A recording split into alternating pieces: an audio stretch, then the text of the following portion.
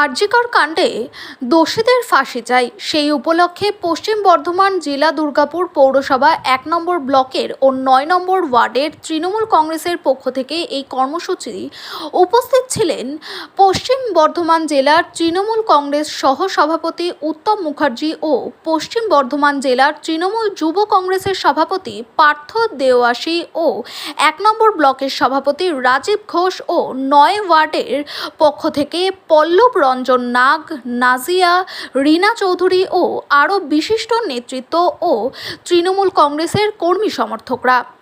দুর্গাপুর থেকে আব্দুল মোতালিব রিপোর্ট, প্রথম আলোর বার্তার পর্দায়। সঙ্গে থাকুন, ভরসা রাখুন। আমাদের দলীয় একদম সেন্ট্রালি প্রোগ্রাম, এটা পুরো পশ্চিম বাংলা জুড়ে প্রোগ্রাম হচ্ছে।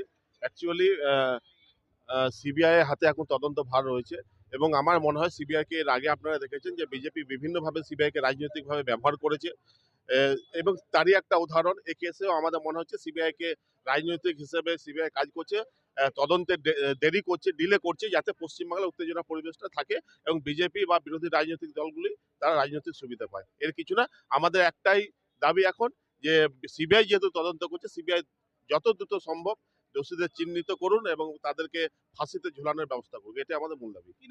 আমি পার্থ দেওয়াসী, পশ্চিম বর্ধমান জেলা তৃণমূল যুব সভাপতি, ৯ নম্বর ওয়ার্ডে, এবং প্রত্যেকটা কর্মীরা সবাই উপস্থিত রয়েছেন। কি বার্তা দেবেন দুর্গাপুরবাসীর কাছে? দুর্গাপুরবাসীর একটাই জানা উচিত, যারা একজন চাইছে মুখ্যমন্ত্রীর পদত্যাগ চাই, আমরা চাইছি দোষী ব্যক্তির শাস্তি চাই এবং দোষী ব্যক্তির ফাঁসি চাই, দোষী ব্যক্তির ইনকাউন্টার চাই। সারা ভারতবর্ষের মধ্যে এমন একজন মুখ্যমন্ত্রী ১২ ঘন্টার মধ্যে মূল আসামিকে ধরে কাস্টডিতে নিয়ে নিয়েছেন, আর সিবিআই এখনো পর্যন্ত কিছু করতে পারেনি। কারণ সিবিআই চক্রান্ত করে এটাকে অশান্ত পরিবেশ তৈরি করার জন্য করেছিল, সিবিআই সেই জন্য জিইয়ে রাখতে চাইছে। আমরা অবিলম্বে ফাঁসি চাইছি। গ্রেপ্তার তো হয়েছেই, মমতা বন্দ্যোপাধ্যায়কে লাগাও প্রণাম জানায়, কারণ তিনি বীর পুরুষের মতন ১২ ঘন্টার মধ্যে মূল আসামিকে ধরে নিয়ে তিনি বাংলার মাটিতে প্রমাণ করেছেন যে আমি শ্রেষ্ঠ ভারতবর্ষের মধ্যে মুখ্যমন্ত্রী, আমি আগামী দিনে ভারতবর্ষের প্রধানমন্ত্রী হিসেবে দেশ চালাতে চাই। সেই বার্তা ভারতবর্ষের প্রতিটা মানুষের কাছে পৌঁছে দিয়েছেন।